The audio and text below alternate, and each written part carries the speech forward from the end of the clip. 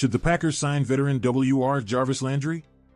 In a league-wide examination of moves teams should make before the start of the 2023 season, ESPN's Field Yates recommended that the Green Bay Packers sign a veteran wide receiver, and more specifically, free agent Jarvis Landry.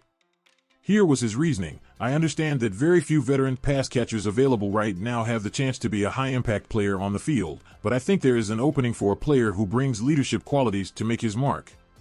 For example, while the team might want as many snaps as possible for the youngsters who can play the slot, I think Jarvis Landry's presence would bring instant lessons in preparation that would pay off. Landry, who turns 31 in November, is entering his 10th NFL season. He played last season with the New Orleans Saints, catching 25 passes for 272 yards and a touchdown in 9 games before being benched with an ankle injury. On the surface, the idea of adding a veteran receiver makes sense, given the complete lack of experience currently in the Packers' receiver room. Jeff Cotton, 26, is the oldest receiver on the list. Romeo Doubs, who played in 13 games as a rookie, is the most experienced receiver on the roster based on snaps played. The Packers have drafted 3 receivers in 2022 and 3 more in 2023. It's a young, inexperienced group of receivers centered around first-year starting quarterback Jordan Love. But it certainly looks like the young receiver is intentional.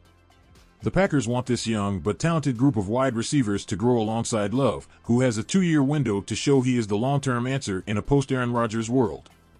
Signing a veteran like Landry might give the receiver valuable veteran presence, but it would also rob young players who need on-field opportunities to grow. Last year, Sammy Watkins helped mentor some of the rookies, and they all enjoyed their time with him, but he also played a lot of empty snaps early in the season. The guess here is that Landry's signature would turn into a replica of Watkins' failed experiment. Keep in mind that Landry is an aging receiver, averaging 6.7 yards per target and has missed 12 total games over the last 2 seasons. Old, regressing, and unavailable is a tough combination to find work in the NFL. Additionally, the Packers believe that Doubs and Christian Watson learned enough from Allen Lazard and Randall Cobb last season and are ready to become leaders in the receiving room. Adding a veteran, especially after the offseason training program concludes, could be a step backwards in terms of allowing Doubs and Watson to grow as leaders in the room. Of course, the Packers also have high hopes for Jayden Reed, a second-round pick who seems tailor-made for playing the slot. Landry is probably a slot-only player at this point.